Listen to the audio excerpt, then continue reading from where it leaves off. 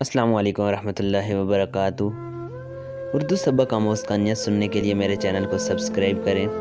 ملک شام میں دو حسین و جمیل عبادت گزار نوجوان رہتے تھے۔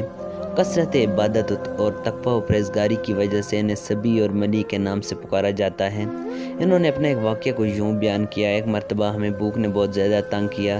میں نے اپنے رفیق سے کہا، آؤ فلاں صحرا میں چل کر کسی شخص کو دین متین کے کچھ احکام سکھا کر اپنی آخرت کی بہتری کے لیے کچھ اقدام کریں۔ چنانچہ ہم دونوں صحرا کی جانب چل پڑے۔ وہاں ہمیں ایک سیاہ فام شخص ملا جس کے سر پر لکڑیوں کا گٹھا تھا۔ ہم نے اس سے کہا، بتاؤ تمہارا رب کون ہے؟ یہ سن کر اس نے لکڑیوں کا گٹھا زمین پر پھینکا اور اس پر بیٹھ کر کہا، مجھ سے یہ نہ پوچھو کہ تیرا رب کون ہے، بلکہ یہ پوچھو ایمان تیرے دل کے کس گوشے میں ہے۔ اس دیہاتی کا عارفانہ کلام سن کر ہم دونوں حیرت سے ایک دوسرے کا منہ تکنے لگے۔ وہ پھر مخاطب ہوا، تم خاموش کیوں ہو گئے؟ مجھ سے پوچھو، سوال کرو، بے شک طالب علم سوال کرنے سے باز نہیں رہتا۔ ہم اس کی باتوں کا کچھ جواب نہ دے سکے اور خاموش رہے۔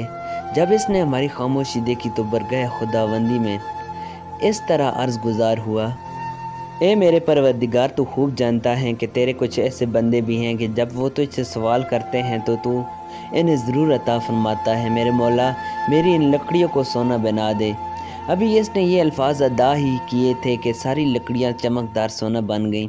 اس نے پھر دعا کی، اے میرے پروردگار، بے شک تو اپنے ان بندوں کو زیادہ پسند فرماتا ہے جو شہرت کے طالب نہیں ہوتے۔ میرے مولا، اس سونے کو دوبارہ لکڑیاں بنا دے۔ اس کا کلام ختم ہوتے ہی وہ سارا سونا دوبارہ لکڑیوں میں تبدیل ہو گیا۔ اس نے لکڑیوں کا گٹھا اپنے سر پر رکھا اور ایک جانب روانہ ہو گیا۔ ہم اپنی جگہ ساکت و جامد کھڑے رہے اور کسی کو اس کے پیچھے جانے کی جرات نہ ہوئی۔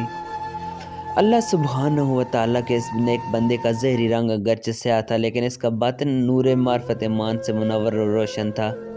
دوستو، اس چینل کو سبسکرائب کریں، ویڈیو آپ کو اچھی لگے تو اس کو لائک کریں اور دوستوں کے ساتھ بھی ضرور شیئر کریں۔